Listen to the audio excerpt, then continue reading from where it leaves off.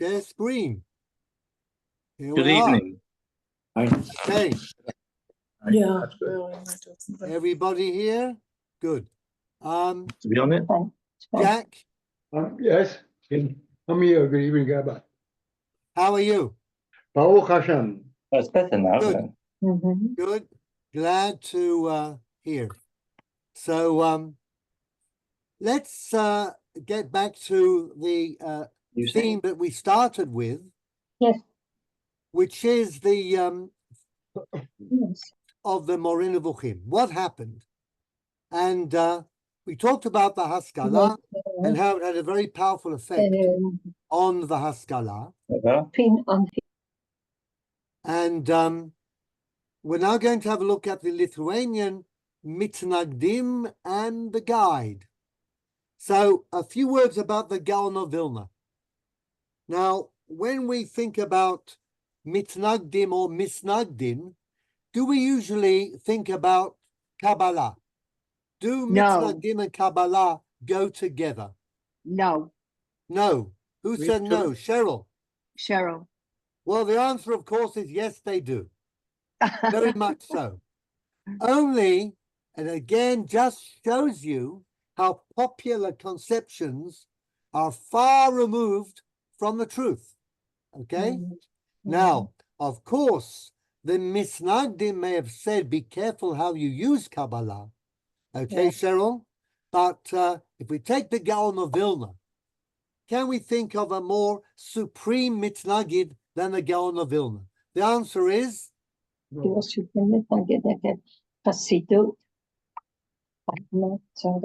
if I hear French, you're going to have to say it more slowly. But question is, if we think about a Misnagid, then undoubtedly the Gaon of Vilna is at the very top of our list. Would anybody like to dispute that? No? Good. Okay. Thank you, David, for your nod. But I have some information for you. The Gaon, as we know, was born in 1720. By the way, he was born into a very illustrious rabbinic family. It's always in the family. On his father's side, was a descendant of Rabbi Moshe Kramer, Rabbi of Vilna. On his mother's side, he was a descendant of the Be'er HaGolah, the Shulchan Aruch Rav Moshe, Rav Kesh. It just doesn't happen like that. But he was really quite an outstanding intellect. At the age of 9, he got up in the great synagogue in Vilna and gave a drasha that he had written. And the whole rabbinical establishment of Vilna was absolutely floored by this amazing drasha delivered by a 9-year-old. But of course, what you may not know, Cheryl, is that at the age of 10, he was learning Kabbalah for an hour or two a day, both the Zohar and the Kabbalah of the Ari HaKadosh, Lurianic Kabbalah. And one of the few works we have that we know is genuinely by the Gaon of Vilna is a Perush on Sefer Ditzniuta. Okay? Now, what do you think Sefer Ditzniuta means? I hear on my left Sefer Tzniut. Does Tzniut mean modesty? Tzniut means modesty, yeah. Okay, but of course it's not. If you're thinking that the Gaon of Vilna wrote a commentary on the length of skirts or necklines or sleeves, you're very much mistaken. Sifra Ditzniuta actually means the hidden book. In Hebrew, it's sometimes called Sefer HaHalama, and it is one of the major books in the Zohar.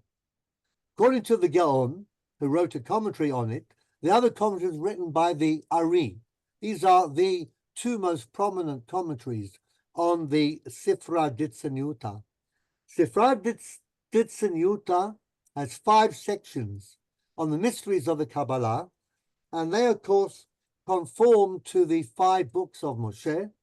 Gaon of Vilna says that the Sifra Ditzniuta is the Torah Shebikta, the written law, and the rest of the Zohar, and we're going to talk about this soon when we get down to the Zohar at long last, consists of a number of books, They are all the Gemara on the Sifra Ditzanyuta. And these are very mysterious books indeed, and we need both the Ari Kadosh and the Gaon of Vilna to unpack them each in their own different ways. So, as I said, he started at 10. He wrote Kabbalistic works. This commentary on Sifra Ditzanyuta is so important that, in fact, there is a type of Kabbalah that we trace to the Gaon of Vilna. And as we all know, there's a Kabbalah of the Zohar, Kabbalah of the Ari, Lurianic Kabbalah, but there is a Kabbalah of the Gaon of Vilna. And the major exponent of that was none other than Harav Shlomo Eliashiv.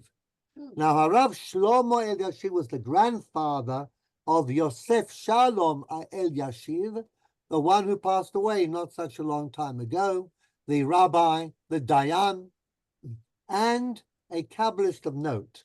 But his grandfather, whose name he adopted to get a certificate to get to Palestine. In fact, Rav Kook was the Masadeh Kiddushin of Rav Eliashiv, believe it or not. The fact is that Rav Kook, when he was in Zamel, used to learn together with the grandfather of Rav Eliashiv. So he arranged for the certificate.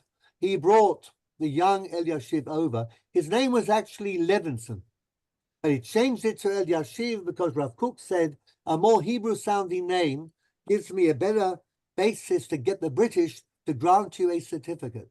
So actually, he wasn't Eliashiv at all. He was Levinson, but Jews don't care about their family names. So he adopted his, and because Rav Kook knew his grandfather, and they learned and studied Kabbalah together. Which book did Rab Shlomo Eliashiv write? Leshem, Shavo, Va'achlama, which are precious stones in the Choshen, and he's referred to as the Leshem. If you go to Mea Sharim and you want to make yourself important, claim descent from the Leshem, and immediately you will be honored, respected, and stood up for. They may or may not try to discover the truth, but if you pass yourself off as an Einikel from the Leshem, then you'll do very well. But this is a whole school of Kabbalah that goes back to the Gaon of Vilna. They were Lithuanian Kabbalists. Why were they Misagdim, Cheryl? Because they opposed the Hasidic movement, not because they did not take Kabbalah very seriously. So having said that, I'll also tell you that according to the Gaon's children, he started to make a golem, but he stopped halfway. There was a sign from heaven, we're not told what it was, that he shouldn't continue. And the Hasidim, of course, were very unhappy with the Gaon because he really made their lives very hard. And one of the things that they did to explain his opposition was it said that Gaon of Vilna doesn't know Kabbalah, doesn't learn Kabbalah, and therefore he doesn't understand where the Hasidim are coming from. But, and in order to counter that, Reb Chaim of Volozhin, his Talmud, wrote as follows. I'm just going to read a little bit of this. You don't have it, but I do. Umidei dabri bigdolot v'niflaot kedushat torato shel Rabbeinu Agadol nishmato Eden. Zachores kirenu asher tashuach alai nafshi vayikad yikod belibi ke'esh boeret asher lekacha ozni dibat rabim burim rekim biflachim arochokim. So he says that Hasidim are absolutely ignorant. They don't know that the Gaon of Vilna spent a lot of time with the Zohar, with the Kabbalah. He was a much bigger expert than any of them, and how dare they claim that he didn't know Kabbalah and therefore didn't understand where the Hasidic movement actually came from. So what we've done is we have begun by giving you some background about Kabbalah and the Gra. Okay? So I'm now going to read what the Gra had to say about the Emor Nevuchim in his Biur HaGra, which is the other thing we know he actually wrote. Because all the rest of the stuff that's cited in his name, we're not quite sure that the Gra wrote that or said that, okay?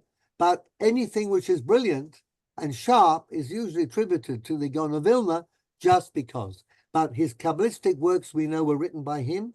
His commentary on the Shulchan Aruch, the Biur HaGra, was written by him. And line 7, V'af-al-pi, Harambam, v'kach katav b'perush HaMishnah lePerek Daled Avodat Kochavim.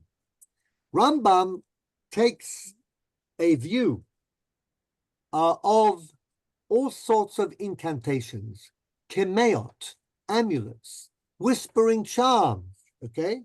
Rambam says all of this is basically rubbish, okay? If you believe that, you're a fool. The Gaon says, but it's written in the Gemara. The problem with the Rambam is that he was drawn to the cursed philosophy. End of line 7. And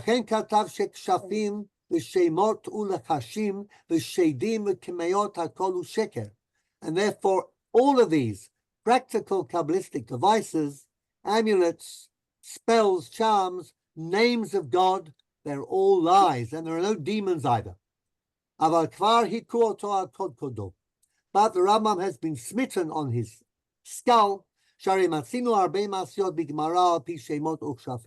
Gemara has got stories about names of God and their uses. We went through this, okay? You could even levitate, remember, using a mystical form of God's name. In order to escape from enemies, of course, not just to impress people. Philosophia hitato berov lekacha lefaresh haGemara hakol b'derech heltzii. So everything that relates to magic in the Gemara, Rambam explains metaphorically.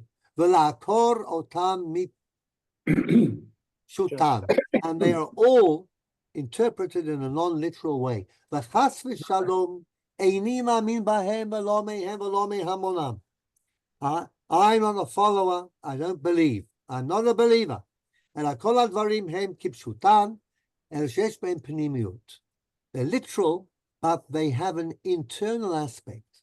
Lo pnimiyut shel baalei philosophia, not a philosophical internal aspect. Shezorkin oto la'ashpa, which should be thrown into the garbage pail. Ela shel baalei ha'emet, but those who know the truth. And who are those who know the truth? Beginning with K in English and ending with S, with an A after the K, and a double B. The Kabbalists. You got it. Okay? Now, that doesn't mean that the Gra is not critical of Kabbalistic writings, but he certainly took them very seriously. So, having cleared the way, let's see what happened to the Moreh Nevuchim in Lithuania.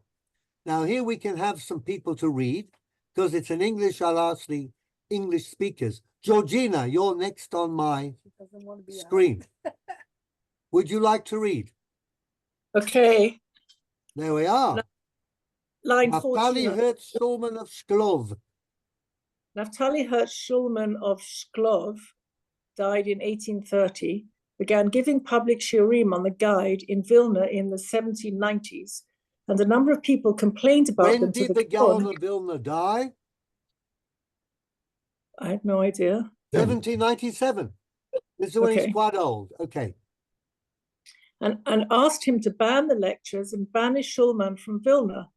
The Gaon is reputed to have replied, "The Rambam wrote this book, so how can I prohibit it?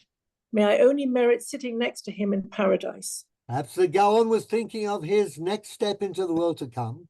David Eliash, very well known. His wife is even more well known, Yafa Eliash. He wrote a book about the Gaon, and this is one of the Bormos, as it were, attributed to him. But notwithstanding what he wrote, because the Gaon follows the Talmud. By the way, he believes that the Zohar and all of Kabbalah is in the Talmud, as we said last time. And in fact, he basically throws out bits of Kabbalistic literature that don't fit with the Talmud. But everything in the Gemara is sacred, including the amulets and the spells and the incantations and the demons and all of that. But as far as the Rambam is concerned, I repeat this as I have said so many times. No matter what you believe about the Moreh Nevuchim, the Rambam is the Rambam. And you can't get around him.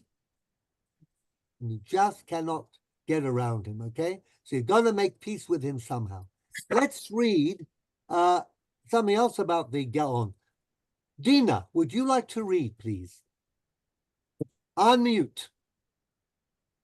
Line 19, Rabbi Pinchas of Polotsk. Okay, was handpicked by the Vilna Gaon to tutor his grandchildren. And like the Gaon himself, was a very hostile to the Haskalah movement. In his major work, Keter Torah, which is an extensive polemic against both Haskalah and the Hasidic movement, he nevertheless cites the guide to buttress his polemical positions by citing Maimonides' rationalist interpretation of divine providence and miracles in order to undermine the audacious claims on the part of Hasidic rabbis to their supernatural and miraculous powers. So we have a tutor picked by the Gaon of Vilna for his own children, grandchildren, okay, saying, well, they have to cite the Moreh Nevuchim because those miracles that they tell about every single Rebbe, no basis in them at all, okay? So there's a little ambivalence here. So we'll move from the Mitnagdim to the Hasidim. How did they regard the guide? Well, the early days, the guide was regarded as a very dangerous book.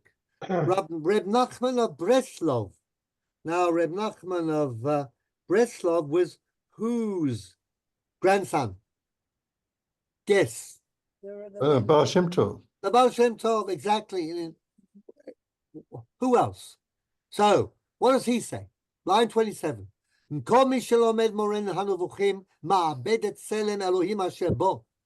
you read the guide, you'll lose your divine image. I have to apologize. We read the guide.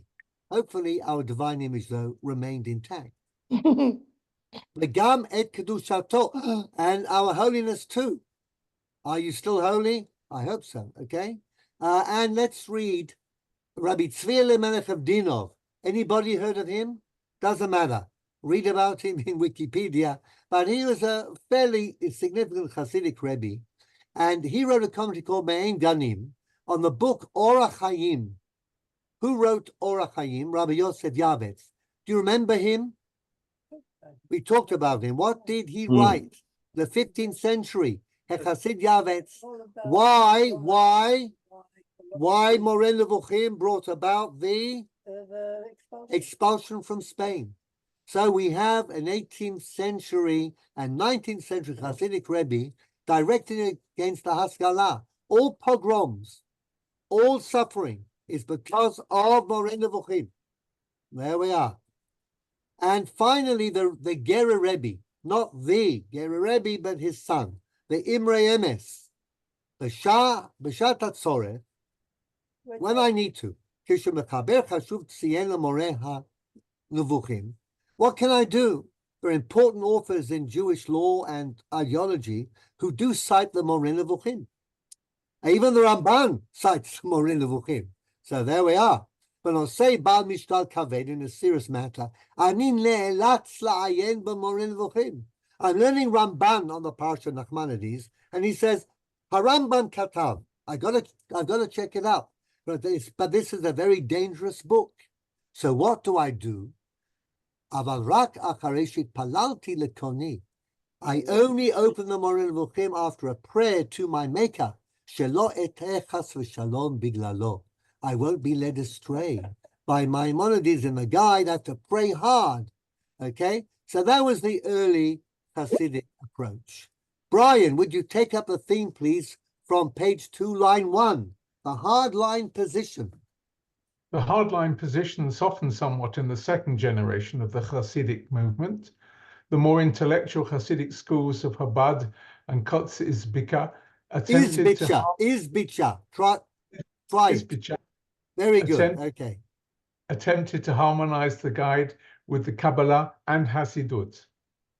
Among the Chabad luminaries who engaged in such harmonization are Rabbi Shneur Zalman of Liadi, 1745 to 1841. That's the Balatanya, the founder of Chabad Hasidut, and Rabbi Menachem Mendel of Lubavitch, 1789 to the old one, 1866. Tzemach Tzedek. Tzemach Anybody Tzedek. who knows Chabad will immediately respond to these names. But we're talking about Lithuanian Hasidim. So they got an intellectual strand and they got a Kabbalistic strand. So they do to the Moreh Nevuchim, again, what we have learned about.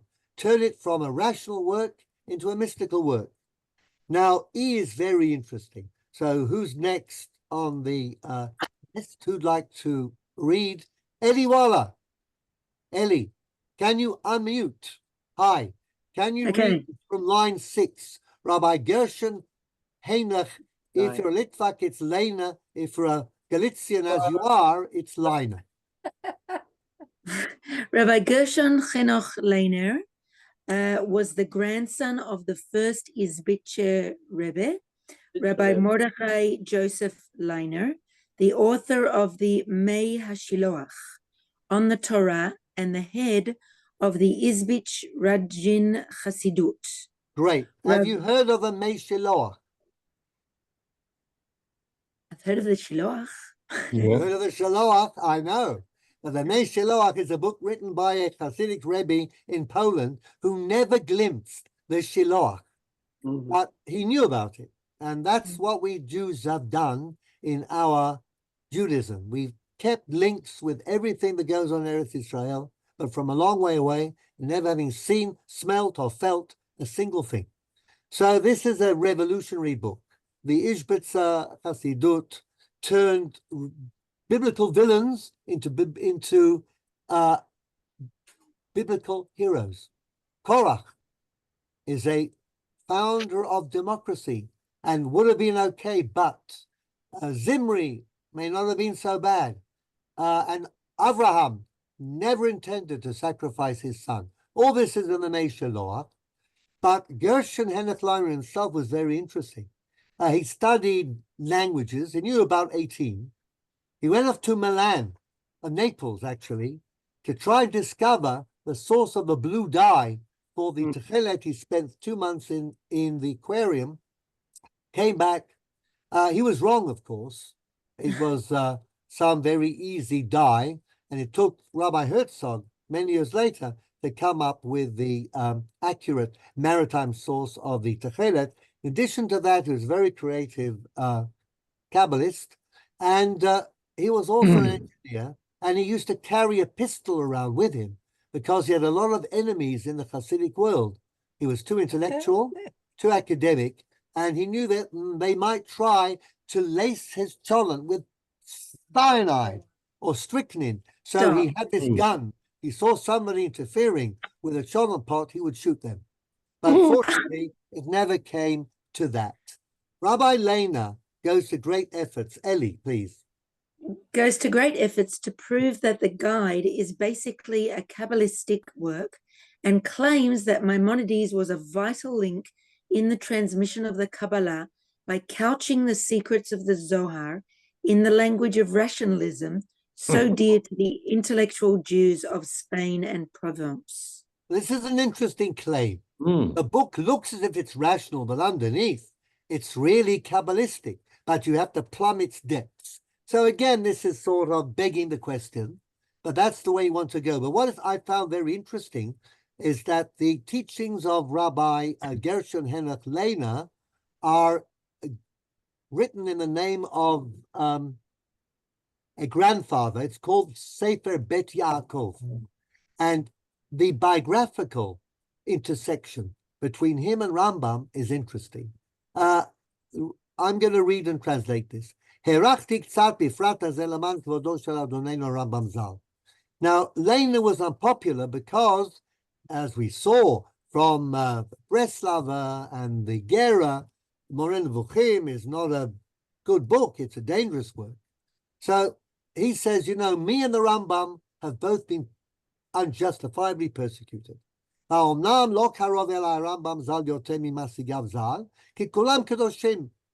hayu. Now, both the Rambam and those who critiqued him, like the Raavad, and those who critiqued him in the Middle Ages, okay, his contemporaries, they both have a lot to say, which is correct. But I feel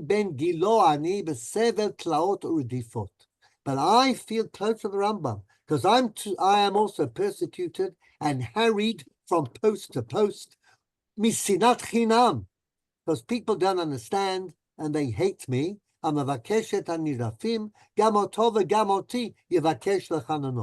want God, who looks after those who are pursued unjustly, look after him, look after me. The problem with the people, including Hasidic rabbis, that they never really understood the Rambam. And I have come to justify the Rambam's writings and to stop up the mouths of those who spew falsehood and to tell them that the Rambam is as Kabbalistic as anything else in the Zohar, and those who say they understand the Zohar and cannot see the Zohar in the Rambam's Moreh Nevuchim, they are simply blind to what they are reading and have no idea of what the Zohar really means. V'lachen, line 20. Kol maskil v'doresh emet. Whoever really understands and seeks the truth, yaskil bezohar kadosh, kezohar harakia, will understand the Zohar as it is lit up by the splendor of the sun as it emerges in the firmament. V'chacham hamevin lo ashro yireh. And whoever has real understanding will see ki ha-moreh moreh gam yoreh, that the Moreh Nevuchim teaches the absolute truth. V'chol b'nei doro, v'chol mi sheba b'sod Hashem, haya mastir oto b'chubo. And whoever understood would hold the Moreh Nevuchim very close. And the last extract I've got is just too precious. So who's next? I don't know whether Victor, you're there, because I see your name. I am. Good. So Victor, would you like to read line 23? The guide was so dear to him, Rav Pinchas of Koretz. He was a grandfather, a disciple of the Besht, that he studied a grandfather of yours? Yeah, my mom's side. They were Hasidim. Okay, well, anyway. There we are. What can you tell us about Reb Pinchas of Koretz, Victor? That it's probably a Baba Misa, and that he called everybody his grandchildren. But there you have it. I don't know. Okay. I will tell you about your illustrious. Never mind if you can claim one. Have an illustrious grandfather. Why not? Or great grandfather. You may not be as old as you'd have to be Koretz's grandson. But actually started off in Shklov.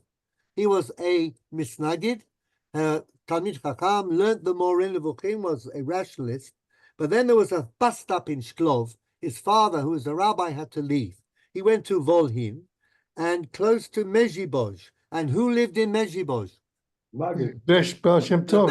Exactly. So his father converted to Chassidut, as most of the early Admorim did.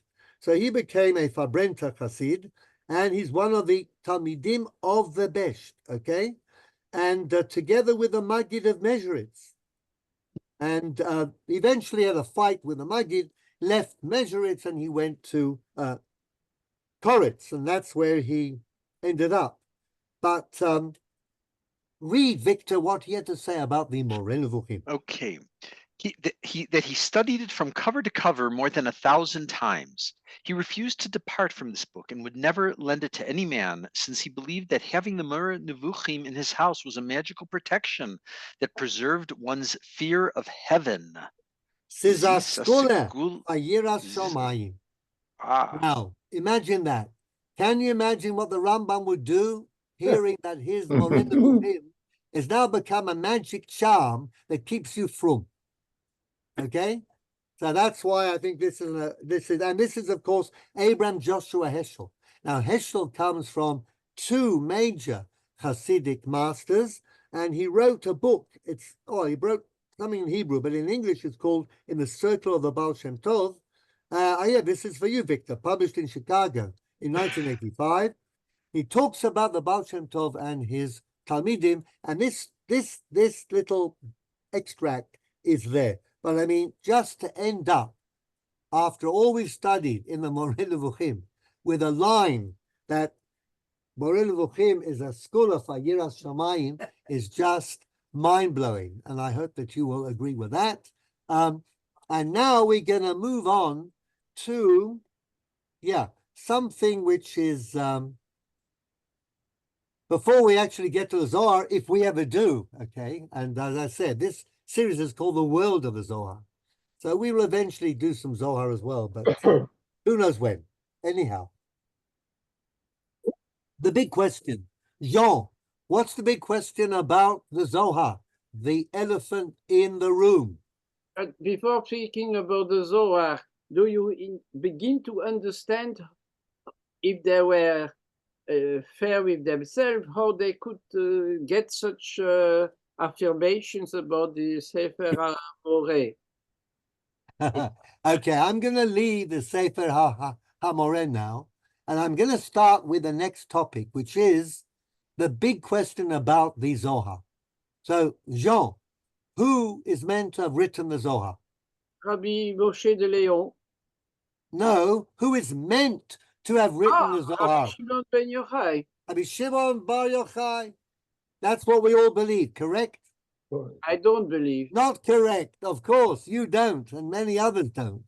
But, you know, in Frum circles, it's Rashbi, Rabbi Shimon bar Yochai. Well, is it? That's what we're going to have a look at now. And I will get to, again, suggestions coming from the most eminently Frum circles. Okay? There are no apikoros here at all. But let's begin. There's a lot of English reading here. So I'm going to go down the list and see who is here. Shmuley, I missed you in the reading. So now you are on the authorship of the Zohar. A, line 29. Tradition ascribes the authorship of the Zohar to the Tanna of the 2nd century with Shimon bar Yochai and his circle. There is, however, no extant text of the Zohar prior to the 13th century. So, the Talmud, there's no problem. We have a very early Mishnah, Gemara, it's all there. The Zohar is very mysterious. There's no written version of it until the 13th century. And Rabbi Shimon bar Yochai is cited in the Mishnah and in the Gemara. So why don't we have a record of his statements if he was the author of the Zohar anywhere? No Zohar. When you say there's no Zohar, you say there's no extant text of the Zohar. Exactly, there's no text. But does that also mean there's no reference to the Zohar in anything else written before the 13th? There's no reference to the Zohar. There are Kabbalistic books. We talked about the Sefer Yetzirah. Could go back to the 2nd century. Sefer HaBahir, Heikalot, Sifrei Merkava. Kabbalah, there's Kabbalah in the Gemara, as we saw in the Zohar itself. I have a question from my left. Where is it attributed to in the Zohar? And from then on, everybody says so. But before that, nothing. No Zohar, no Rashbi in the Zohar. There's a whole circle of rabbis, Rashbi's mystical circle. They're the first time they appear is in the 13th century text. So what's going on? Now, the plot thickens. Shmuley. There are, moreover, many discrepancies between the material on Rashbi in Talmudic literature and the details of his life, colleagues, and teaching in the Zohar. These discrepancies range from the total absence of the Zoharic material from the Talmudic and cognate literature to various egregious historical anachronisms to the dating of the language used in the Zohar to the Tanaic period. And we have a lot of textual problems. For example, if you read the Zohar, Zohar talks a lot about the Nikud, Kamatz, Patat, Segol, and the Nikud he uses belongs to medieval Europe, not to Eretz Israel and not to Babel. Number two, The Zohar talks about Tamei Hamikra, the trop. He uses Spanish medieval trop. Couldn't possibly be Rashbi. He cites medieval prayers and practices. No way they were there in Rashbi's time. So, and many of the characters in the Zohar were not in the Tanakh period. And the language is not the language that fits the Aramaic of Eretz Israel or Babel. So, what is going on here? But so the next point, as we're moving over from page 2 to page 3, is very important. So, who would like to read next? Cheryl, are you around? And can Yes, you yes, yes, unmute? yes, yes, yes. Am I, Great. can you hear me? Okay. Yeah, loud and These- clear. Pretend you're me. These discrepancies. These discrepancies did not escape the attention of either the Kabbalistic adherents of the Zohar or their opponents, and both groups dealt with them in accordance with their respective beliefs. The first issue is more easily dealt with. Adherents of the Rashbi authorship school generally claim that the Zohar was simply not made widely available in writing until the 13th century. It has always been learned and taught orally. It had always been learned and taught orally to a small circle of adepts. Adepts, yeah, people who are adept at it, that is, a member of the charm circle, considered wise and saintly enough to share the secret lore of the Zohar. Okay. Indeed, the Zohar, yeah. Indeed, the Zohar itself states, Tikkunei Zohar, beginning of the introduction, that its secrets were revealed to Rashbi and his circle, but permission to spread them was only given for the beginning of the Messianic period, which is in the 6th millennium, namely 5001, according to the Jewish calendar, which corresponds to autumn of the year 1240, according to the Gregorian one. Which is nice and convenient. Now let's read this Aramaic of the Zohar, which is not like any other Aramaic we knew. And if you want to study Zohar in Aramaic after reading this, tell me, and I'll do it for you if you really want to. Kum Rabbi Shimon. Rabbi Shimon arose. Now, of course, Rabbi Shimon is Rabbi Shimon Bar Yochai. Aftach milin kame shchinta. I will now open with words before the Shekhinah, the divine presence. Patach v'amar, from the book of Daniel, Amaskilim yazhiru kezohar harakia. And the ones who have understanding will shine like the shining of the firmament. Now that, of course, is a good clue as to why the Zohar is called the Zohar. If you don't take a shine to that, then you need to be hit over the head. The Gomer. Amaskilim ilay Rabbi Shimon v'chevraya. Now Rabbi Shimon and his companions, they are the maskilim. They are the ones possessed of true understanding.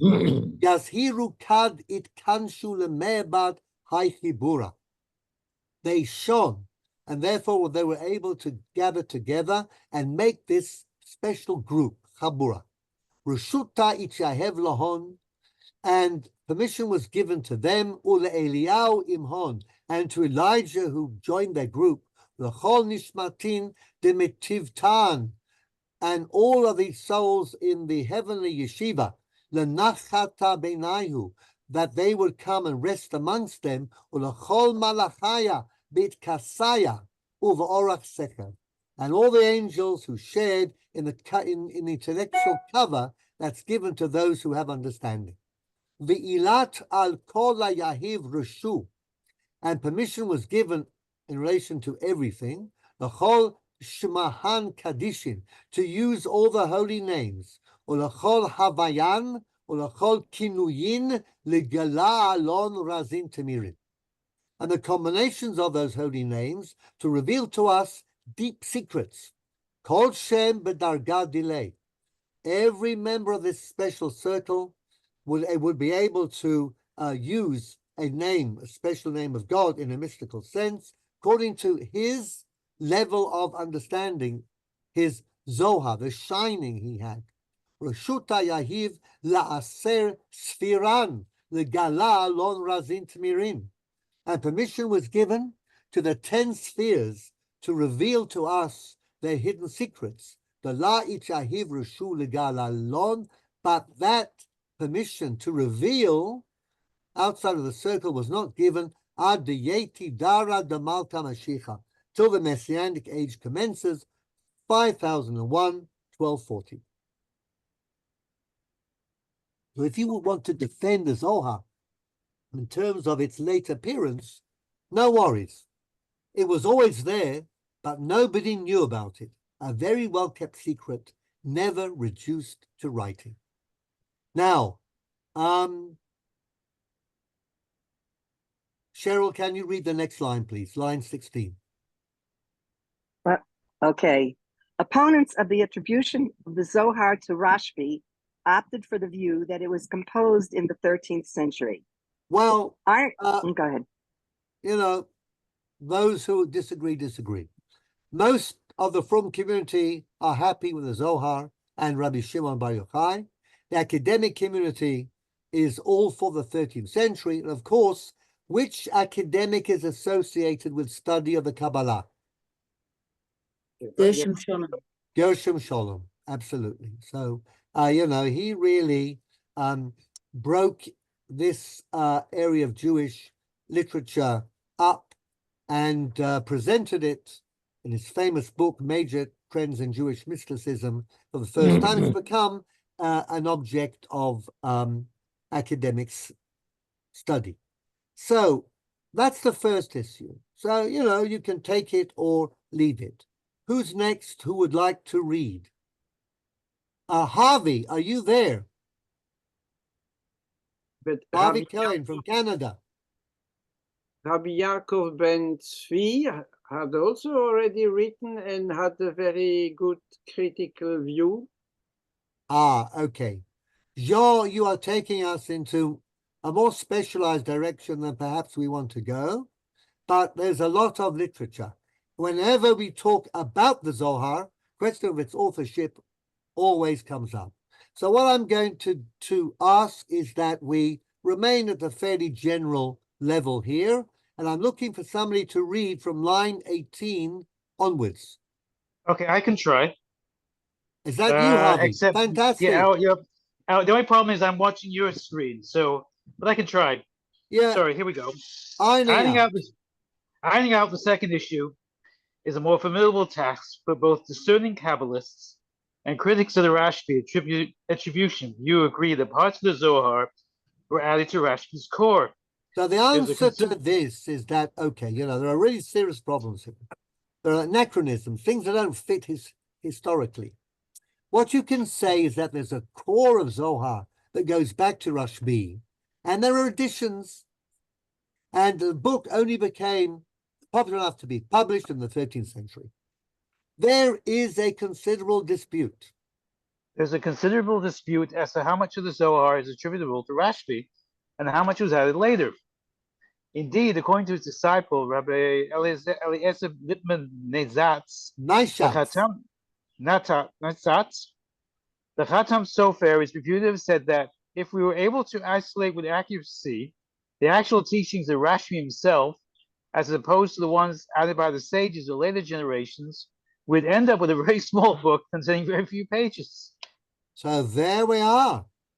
In other words, even the very Frum, and I'm citing the Khatam Sofer, it couldn't be Frummer than that, who was extremely bright, by the way. I mean, as a posek, he is remarkably accomplished. So the Khatam Sofer says, you know, I have to accept the fact that there were later editions. So your regular commoner garden Kabbalist may not want to hear that, but the Khatam Sofer and others, I also heard from Aryeh Carmel that his teacher Rabbi Dessler said that bits of the Zohar were added later on, and that the core of Rashbi is very small. So you can do that as well. Now, of course, we get to a bit of rechilas, of gossip, that's really precious, okay? And we'll go back here and start again. David Citron, would you like to read? Unmute. The testimony of Rabbi Isaac of Akka recorded in Sefer Hayuchasin Hashalem. This is a piece of juicy gossip that It's part of our literature relating to the Zohar. And we just got to read it and see what we can do with it. So, David, you're on. Testimony of Rabbi Isaac of Akko recorded in Sefer HaYuchasin HaShalem. The seminal and controversial document relating to the authorship of the Zohar is an account by Rabbi Isaac of Akko, a prominent 13th century Kabbalist, recorded in Rabbi Avram Zakuto's Sefer HaYuchasin HaShalem, a history of the chain of Jewish tradition, beginning with Moses and ending in the 16th century. Sefer Yuchasin was first published in 1566 in Constantinople, and a complete and uncensored version was published in London in 1857. So the Constantinople version was neither complete nor uncensored. Right. But it does appear in the Sefer HaYuchasin. Okay. Now, who was the author of Sefer HaYuchasin? Let's just move on. Rabbi Zakuto. David, can you read from line 17? This will be very interesting. Rabbi Zakuto. Rabbi Zakuto was born in 1452 in Salamanca, Spain, and studied Torah and Kabbalah with Rabbi Isaac Abohav. The Menorah Hamaor, I'm sure you've all heard of him, okay? But in case you haven't, look him up in Wikipedia. Okay, Rabbi Isaac Abohav, there's a shul called the Abohav Shul in Sfat, if you visited and remember. Right. Okay, so the thing about Zakuto was that he was an extremely accomplished astronomer. David, read on. He also studied astronomy and lectured on it at Salamanca University. There we are. You had a rabbi, Kabbalist, actually professor of astronomy at Salamanca. Remember, astronomy was part and parcel of Jewish learning ever since Kiddush HaChodesh. The laws of the calendar needed astronomical knowledge and astronomical knowledge, and Jews were experts. Right. And even the frummest needed to know. The Gaon of Vilna is famous for saying, you don't know mathematics or astronomy, you cannot become an expert in Torah, because there's a whole section, Hilchot Kiddush HaChodesh, that you'll never understand. So read on his classical work.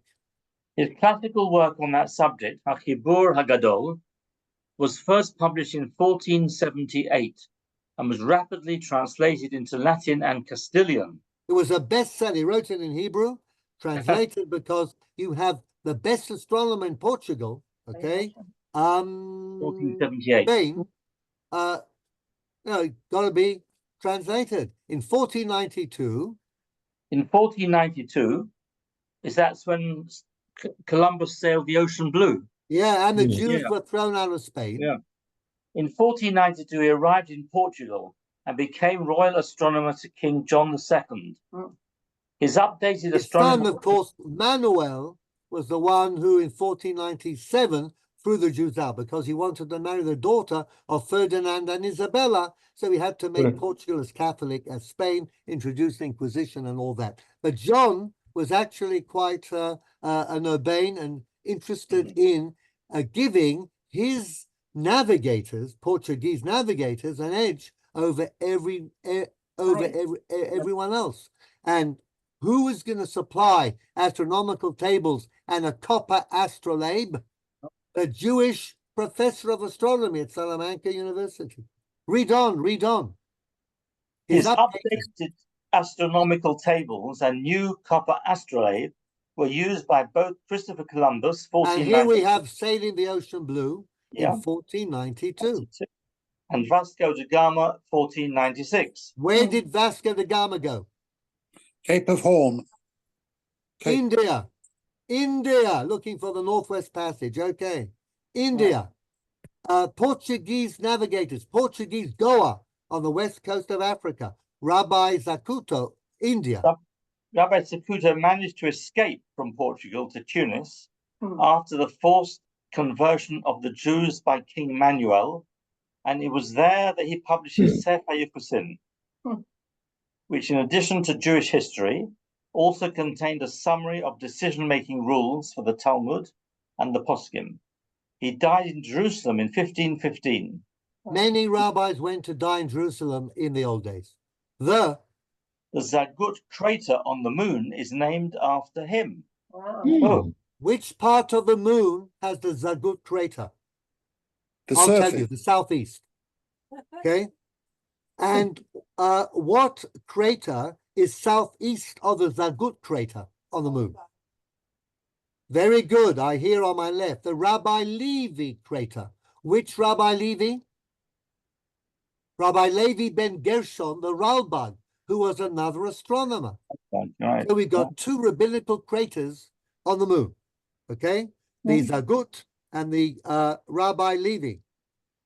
So there we are. Any more details I will not bore you with, but it's all very fascinating. The Zagut crater on the moon. So this is the Sefer HaYuchasin. But we need to add another actor to the cast. Let's have a look, as Jean said earlier, at Rabbi Moses de Leon. Okay, who'd like to read? Georgina, we're back to you. Thank you. Line 31, Rabbi Moses de Leon. Rabbi Moses de Leon, 1240 to 1305, lived mainly in Guadalajara and was a prolific author. Oh, that was very nicely pronounced. Thank you. Guadalajara, you did that very well. Amongst his teachers of Kabbalah were Rav Yosef Gikatila, we mentioned him already. What did he say about your Kaddish? What do you say in Kaddish? La'alam ula'almei almaya Yitbarach. Right. Okay, good. And Rabbi Todros ben Yosef Abulafia, nephew of the Ramah, Rabbi Meir Abulafia, who is not the Ramah Rabbi Moshe Isserles, but a Spanish teacher, author of the Yad Ramah on Shas, a commentary on the Talmud, and rabbinic leader of Castilian Jewry in his time. He published many works dealing with Kabbalah, and became famous in his lifetime as the copyist of the newly discovered manuscript of the Zohar attributed to Rashbi. So Zohar is published in the 13th century. Remember, 1240 is the year in which, according to the Zohar, you can publish it. And he claims to have a manuscript in his home, the original Zohar, imagine that, written in Rashbi's hand, and he's made copies of it. And he will give them to people who come and pay him. Okay. Now, he was an active recruiter. He was an active recruiter for Kabbalistic studies in Spain and died on a journey back to Alvira, where he lived towards the end of his life. Okay. So that's another member of the cast. Jean said that the Zohar is attributed to Rabbi Moshe de Leon. He was a Kabbalist, very well known, and he is the one who released the Zohar to the world, at least the written text. Okay. Who's the next member of our cast? Rabbi Isaac of Akko. We want to read about him. Who's happy to read on page 4 from line 1? Dina, you're next. How about it? Loudly and clearly, please. Rabbi Isaac of Akko. Closer to the screen. Now, better? And loud. Think you're me. Okay, Rabbi Isaac of Akko is that the same? was one of the notable rabbis and Kabbalists in Crusader Akko until the city was taken by the Mamelukes in 1291, and all Jews and Christians were either put to the sword or sold as slaves. So we have another Muslim massacre against the Jews. It goes back a long time. Rabbi Isaac. Rabbi Isaac was eventually redeemed from slavery and made his way to Spain in order to investigate the origin of the Zohar, which first appeared in the 13th century. He died in Navarre in 1340. Most of his Kabbalistic works were lost, but notable exceptions are Me'irat Einaim, explaining the Kabbalistic reference in Ramban's commentary on the Torah, a commentary on Sefer Yetzirah and Otzar HaChaim, a diary of his mystical experiences. Okay, So we're going to move on, and I'm going to ask Eli to take over. But Rabbi Isaac of Akko is a very respectable Kabbalist indeed. And just so that you know, in Akko, there was a flourishing Jewish community started by Rabbi Chil of Paris for 300 years. The Mamluks came and they exterminated everybody, Jews, Christians, and that whole Jewish community was lost. But he was a very important Kabbalist indeed. He explains a lot of the Kabbalistic references to the Ramban, Nachmanides' commentary on the Torah, commentary on the Sefer Yetzirah, which, as I said, goes back to the Tanaitic period, if not before. And Otzar HaChaim has something very interesting in it. And can you read, please, Eli, from the end of line 7? It is noteworthy. It is noteworthy that in the Otzar HaChaim, he uses Kabbalah in order to arrive at the figure of 15 billion. 15 billion, 340 million, 500,000, 42,000 times 365,250 for the age of the universe. Modern science has concluded that the Big Bang occurred approximately 15 billion years ago. And in the words of Rav Aryeh Kaplan, Rav Aryeh Kaplan is a more contemporary. You may have heard of him. NCSY, very famous, wrote a lot of books. Brilliant scientist. Brilliant. But devoted himself to rabbinics, got some really good smichas in Israel, came back, was a kind of an amazing figure in the Orthodox scene and education. Early. Hello? Somebody said something? Didn't he die, young man? And he died, yes. He had a heart attack at 51. But he was an amazing man. And rabbi, educator, they said at NCSY conferences, all these young kids coming with their questions, he was the only adult to outclass the kids. He was still talking when they were all absolutely bushed. But he did die young, but a tremendous scholar. And what does he say? Eli, you were reading? Read on. Okay. Here we see the same figure presented in a Torah source written over 700 years ago. 15 billion years, over 700 years ago, Rabbi Isaac of Akko. I'm sure that many will find this highly controversial. However, it is important to know that this opinion exists in our classical literature. Moreover, that one of the most important Kabbalists of 7 centuries ago calculated the age of the universe and came to the same conclusion as modern science. Well, doesn't that make you believe in Kabbalah? Okay, so now the stage is set for this piece of very juicy gossip that is also part of the story of the authorship of the Zohar. But my question is whether we should begin it now when we are 2 minutes away. In fact, it's rapidly becoming 1 minute away from the end of the Shiur. So I think we'll probably leave this to next time, and also an intelligent assessment of the authorship of the Zohar by the most eminent but educated rabbis. We'll talk about those rabbis who came out against the Zohar, and there were many, and also what Rabbi Dr. Yitzchak Isaac Halevi Herzog and the Dor Dea movement in Yemen, Rabbi Kafich, the original Rabbi Kafich, Yichya Kafich, and the Dor Dea, the rationalist movement, what they're to say about the age of the Zohar. And then I think we'll start looking at aspects of the Zohar. We'll learn about the 10 Sfirot. I'm going to stop the share.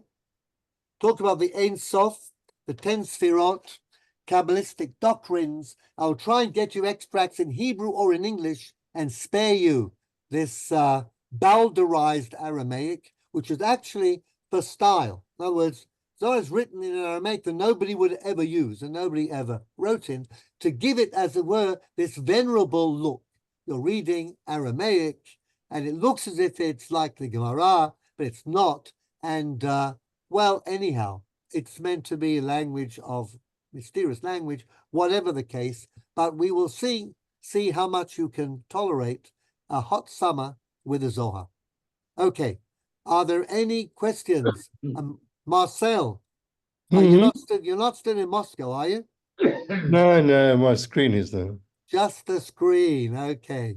All right, so questions or comments, now's the time. If not, then I'll wish everybody a very good evening. Cheryl, do you have something to say?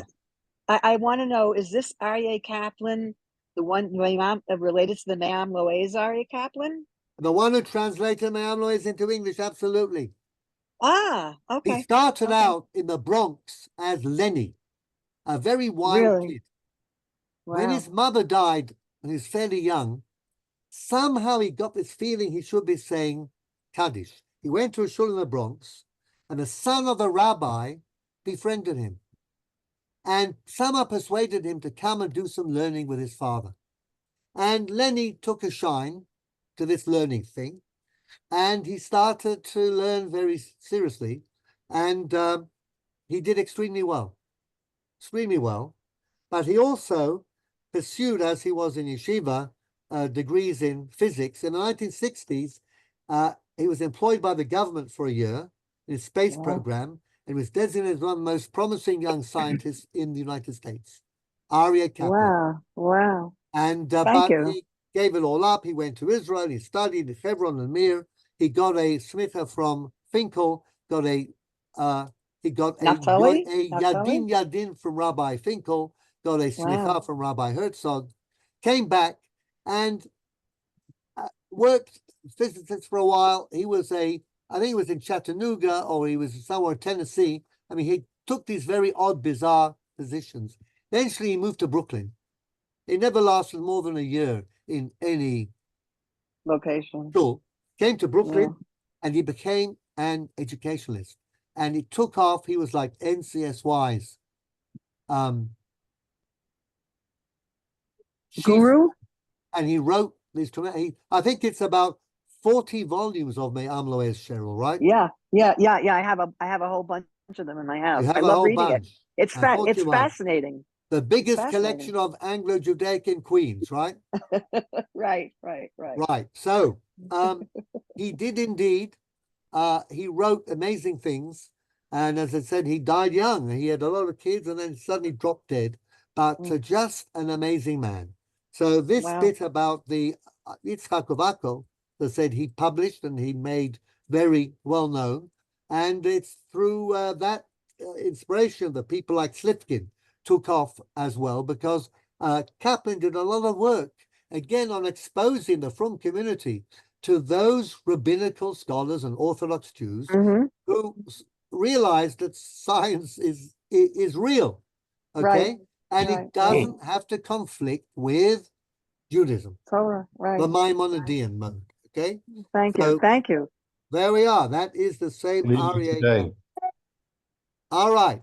So I wish everybody a very good evening. Good evening. Thank you. Shabbat Shalom. And Shabbat same Shalom. time, same place, all being well. Next Wednesday for the piece of juicy Zohar gossip. How we as very frum Jews can relate to the cracks in the authenticity of the Zohar. Bye for now. Thank you. Thank you.